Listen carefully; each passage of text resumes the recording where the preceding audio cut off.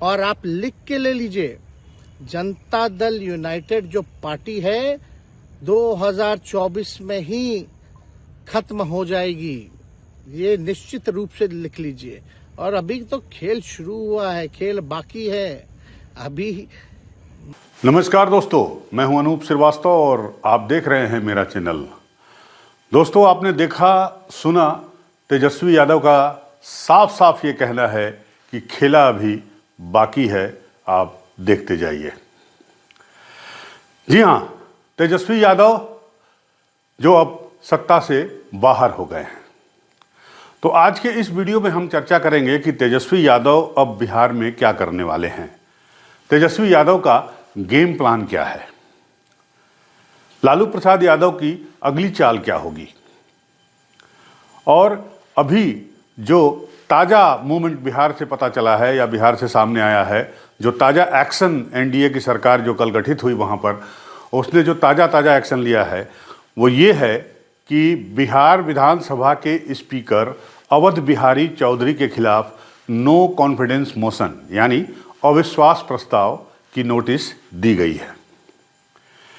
जी हाँ, इस पे हम चर्चा करेंगे, लेकिन उसके पहले हम बात कर लें कि तेजस्वी यादव और लालू यादव दोनों को ईडी की नोटिस गई है, ईडी का सम्मन गया है। और आज लालू यादव पटना में गांधी मैदान के पास ईडी दफ्तर में जा रहे हैं, जहां पर ईडी के सवालों का वो जवाब देंगे।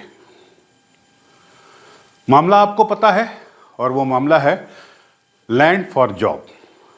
लालू प्रसाद यादव जब यूपीए की सरकार में रेल मंत्री हुआ करते थे, तब जो है उनके ऊपर ये आरोप लगाया गया है कि उस दौरान उन्होंने जो है रेलवे में ग्रुप डी की नौकरियों में जो है वो कैंडिडेट से ज़मीन लिया, उनसे ज़मीन लेके उनको जॉब दिया यानी नौकरी दी।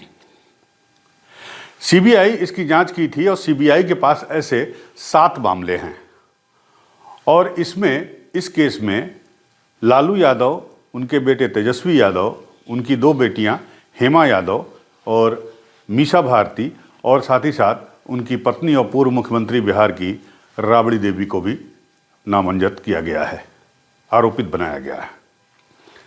तो उसी मामले में आज लालू प्रसाद यादव की पेशी है ईडी के सामने। स्वास्थ्य कारणों से लालू प्रसाद यादव ने ईडी से ये रिक्वेस्ट की थी कि वो पटना में ही उनकी बातचीत करेंगे, उनसे बातचीत करेंगे, उनके सवालों का जवाब देंगे। लिहाजा ईडी ने पटना के दफ्तर में उनको बुलाया है, और पटना में ईडी का ये दफ्तर गांधी मैदान में बिस्कोमान भवन के पास में है। तो जब तक आप ये वीडियो देख रहे होंगे, लालू से पूछताछ संभवतः पूरी हो चुकी होगी। उसके बाद अब तेजस्वी की बारी है। जी हाँ, तेजस्वी को कल बुलाया गया है, यानी 28 जनवरी को लालू यादव से पूछताछ और 29 जनवरी को तेजस्वी यादव से पूछताछ। तेजस्वी यादव, या यूं कहें लालू प्रसाद यादव के परिवार के सामने अभी फिलहाल दोहरा संकट खड़ा हो गया है। पहला ये ईडी का घमासान, और दूसरा की सत्ता भी हाथ से चली गई है। तो अब तेजस्वी यादव किस तरह से इसका मुकाबला करेंगे, इन झंझावातों का मुकाबला वो किस तरह से करेंगे, और जब उनकी सत्ता चली गई और वो सरकार से बाहर हो गए तो नीतीश कुमार के बारे में उन्होंने क्या कहा, और नीतीश कुमार ने क्या कहा, दोनों की बातें आप सुनिए। सबसे पहले आप तेजस्वी यादव की बात सुनिए। तेजस्वी यादव ने जो क्रेडिट उन्होंने लिया अपने काम का, उसे जायज़ ठहराया है, और नीतीश कुमार ने कहा है कि अब वो इधर उधर कहीं नहीं जाएंगे। बहरहाल ये तो भविष्य में पता चलेगा, लेकिन पहले आप इन दोनों की बातें सुन लीजिए, और फिर उसके बाद हम चर्चा करेंगे कि तेजस्वी यादव का गेम प्लान क्या है। तो बने रहिएगा हमारे इस वीडियो के साथ, अंत तक बने रहिएगा। देखिए, नीतीश कुमार जी पहले भी आदरणीय थे, अभी भी हैं और आगे भी रहेंगे। और हम लोगों का तो मुद्दा था कि रोज़गार मिले, नौकरियां मिले, निवेश बिहार में आए, बिहार का विकास हो, ये हम लोगों का मुद्दा रहा है। और आप लोग सब लोग जान रहे हैं कि आज हमने सुना है कि क्रेडिट लेने की बात उन्होंने कही है, तो कोई क्रेडिट क्यों ना ले। हमारे 79 विधायक हैं, और उनके जो विधायक हैं वो 45 हैं, मंत्री हमारा है, विभाग हमारा है, तो हम क्रेडिट क्यों ना लें। और यही मुख्यमंत्री जी जो 2020 के चुनाव में कहते थे कहाँ से पैसा लाएगा, कहाँ से नौकरी देगा, तो हमने, आपको पता होगा कि हमारी जो सरकार बनी थी इनके नेतृत्व में, वो 9 अगस्त 2022 में बनी थी और 15 अगस्त को मुख्यमंत्री जी ने ऐलान किया था। ये किसका विजन था, ये किसकी सोच थी? तो जो मुख्यमंत्री कहता था कि यह असंभव है नौकरी देना, उसको हमने एक हफ्ते के अंदर जो है उनसे बुलवाने का काम किया, जो कहता था असंभव है। तो हम लोगों ने जिस हिसाब से विकास के काम किए, नए नए नीति लाए, टूरिज्म डिपार्टमेंट हमारे पास था, हमने टूरिज्म पॉलिसी लाया। आईटी डिपार्टमेंट राजद कोटा में था, हम लोगों ने जो है आईटी पॉलिसी लाई। और भी कई जो पॉलिसीज़ हैं हम लोगों ने लाने का काम किया। स्पोर्ट्स पॉलिसीज़ हम लोगों ने लाने का काम किया। जो खेलेगा उसको भी नौकरी मिलेगा सरकारी, और जो पढ़ेगा उसको भी नौकरी मिलेगा। शिक्षा विभाग किसका था? राष्ट्रीय जनता दल के पास था। हमारे मंत्रियों ने लगातार जो है नौकरियां देने का काम किया। और ये 17 महीने में जो काम हुआ है, ऐतिहासिक काम हुआ है, जो आज तक पूरे देश में नहीं हुआ है। और ये भाजपा और नीतीश जी की तो सरकार 17 साल भी रहे, तो 17 साल बनाम 17 महीने जो काम हुआ, एक विभाग ने वर्ल्ड रिकॉर्ड बनाने का काम किया। एक विभाग ने एक दिन जो है 70 दिनों के अंदर जो है 2 लाख से भी ऊपर जो है हम लोगों ने नियुक्तियां पत्र वितरण करने का काम किया। ये ऐतिहासिक काम है, किसी भी राज्य में नहीं हुआ। और अब तक हम लोगों की सरकार ने लगभग जो है, जो गवर्नर ने भी जो स्पीच दिया अभी 26 जनवरी को, तो 3.5 लाख से ऊपर की बात कही उन्होंने, नौकरियां दिया। तो किसके राज्य में हुआ, किसका विजन था? तो कहीं ना कहीं से जो लोग कहते थे कि इनके लोग काम नहीं करते थे, हम लोगों ने तो इतना इनसे करवाया जिनका कोई विजन नहीं था, जो थक गए थे, थके हुए मुख्यमंत्री थे, उनको हम लोगों ने इतना काम करवाया। तो इतना काम तो हुआ ही है सारा। और आप लोग सब लोग जानते हैं कि जो भी बातें ये कह रहे हैं इनको खुद भी नहीं पता। हालांकि हम कोई व्यक्तिगत टिप्पणी नहीं करना चाहते हैं, और हम इतना अपने लोगों को आश्वस्त करते हैं कि ना हम में गुस्सा है, ना हम में नाराज़गी है। हम बड़े संयम रूप से हम लोगों ने गठबंधन धर्म का जो है पालन किया है, और उसी हिसाब से हम लोग आगे जनता के बीच अपनी बातों को रखेंगे। लेकिन एक बात स्पष्ट रूप से मैं कह देना चाहता हूँ कि अभी खेल शुरू हुई है, अभी खेल बाकी है, और मैं जो कहता हूँ वो करता हूँ। और आप लिख के ले लीजिए, जनता दल यूनाइटेड जो पार्टी है 2024 में ही ख़त्म हो जाएगी, ये निश्चित रूप से लिख लीजिए। और अभी तो खेल शुरू हुआ है, खेल बाकी है। अभी इन लोग जो भी करें, लेकिन मेरा स्पष्ट रूप से मानना है कि जनता हमारे साथ है और हमारा साथ देगी। और हम तो भाजपा के लोगों को भी धन्यवाद देते हैं, शुभकामनाएं देते हैं। चलो, जनता दल यूनाइटेड को अपने साथ लिया। उन्होंने कहा कि आपने मजबूर कर दिया उनको। किस चीज़ की मजबूरी थी ऐसी? क्या तर्क देंगे? उनके साथ के सहयोगी पूछ रहे हैं, तर्क क्या देंगे? शिक्षा व्यवस्था में सुधार जो अब तक नहीं हो पाया था, क्वालिटी ऑफ एजुकेशन, चिकित्सा में अस्पतालों को बेहतर करना, रोजगार देना, आर्थिक न्याय देना, स्वयं सहायता समूह के मानदेय को दुगुना कराना, पॉलिसीज़ लाना। तो इससे सोच रहे थे कि भाई ये नौजवान है, हम इतने साल से मुख्यमंत्री हैं, अब तक ये काम 17 सालों में भाजपा के साथ डबल इंजन में रह करके नहीं कर पाए, और ये डिप्टी सीएम होकर के इनकी राजद के मंत्रियों ने इतना काम कर दिया, तो ये पच नहीं रहा होगा। आपका क्या रह गया इस सरकार में जो आपने 10 लाख की वादा किया? किस किस डिपार्टमेंट में बाकी रह गया जो आपने नहीं कर पाया? लगभग हर जगह निपा लिया है। और हम आपको बता दें, पिछले 2 कैबिनेट से पब्लिक हेल्थ कैडर का फाइल इन लोगों ने रोक रखा है, जिसमें लगभग 1 लाख से भी ऊपर नियुक्तियां हैं। हम लोगों ने पास भी किया सारी चीज़ें, लेकिन ये लोग कैबिनेट में नहीं आने दे रहे। 2 कैबिनेट से नहीं आने दे रहे। चाहे आशा वर्कर का भी है, ये भी आने वाला है जल्दी। तो हम लोग तो देखिए काम में विश्वास रखते हैं। हम लोग तो रात भर घूम करके छापा भी मारने का काम किया है। कहीं कमी हो तो उसको दुरुस्त करने का काम किया है, ईमानदारी से काम किया, धर्म निभाया। लेकिन अभी तो खेला बाकी है। आज भले ही ये लोग ओथ ले लें, लेकिन कितना दिन ये लोग रहेंगे इनको कुछ नहीं। जनता के बीच में आप क्या कह कर जाएंगे, क्योंकि आपने बड़ा सही, आपने जैसा ने कहा कि संयम बरते, आपके तरफ से अभी तक कुछ नहीं कहा गया, सरकार गिर गई, तो अब आप क्या कहेंगे, क्योंकि लोग तो आपसे उम्मीद लगाए रखे थे। सरकार हम लोगों ने बड़े उम्मीदों के साथ बनाया था, और किस उद्देश्य के साथ बनाया था वो नीतीश कुमार जी ने आपको उस समय बताने का भी काम किया।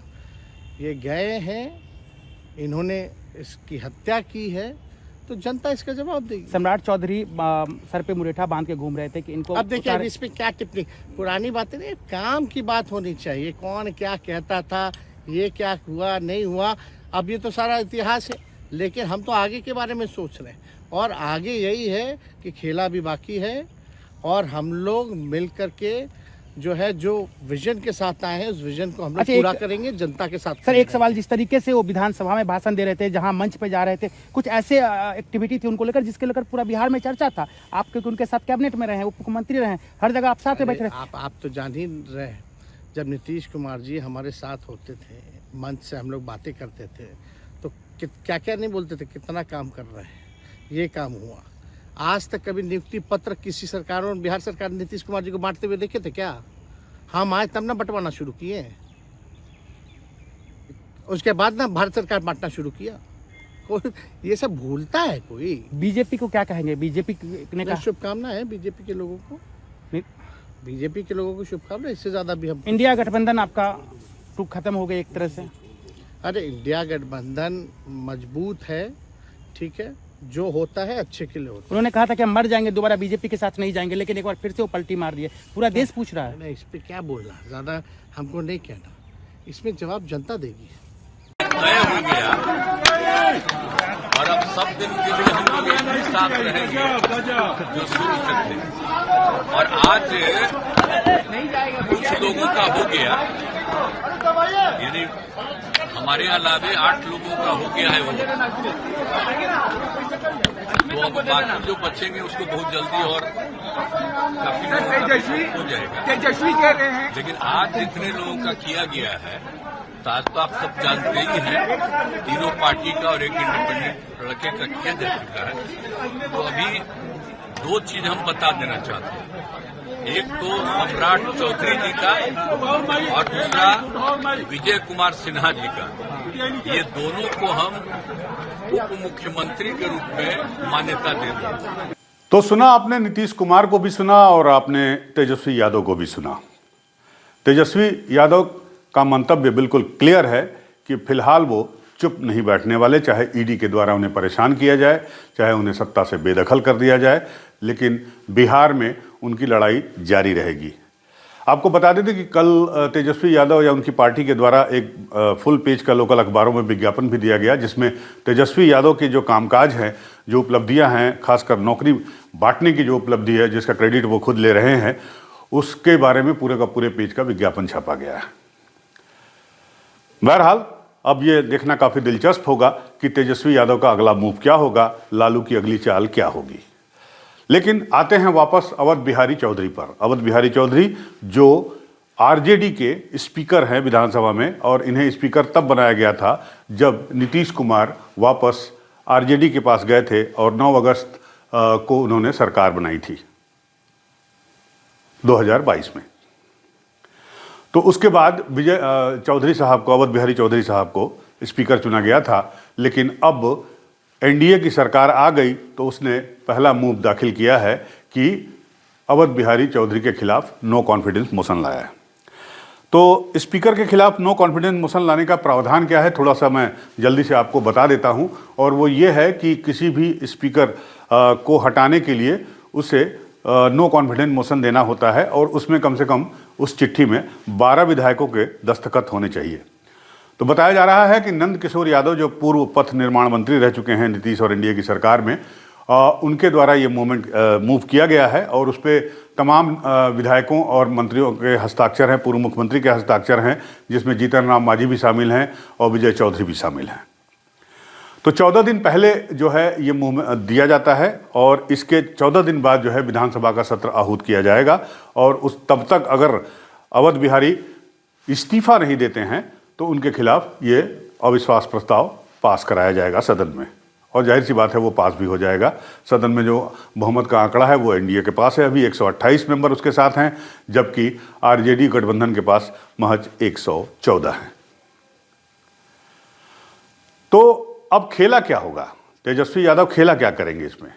अभी बिल्कुल साफ साफ दिखाई दे रहा है कि अभी फिलहाल वो खेला करने के मूड में नहीं है, और लेकिन अगर मूड में हैं भी तो फिलहाल अभी उस स्थिति में नहीं है, वो कैपेबल नहीं है कि कोई खेला कर सके। लेकिन बात ये हो रही है कि तेजस्वी यादव जो है मिशन 16 पे काम कर रहे हैं।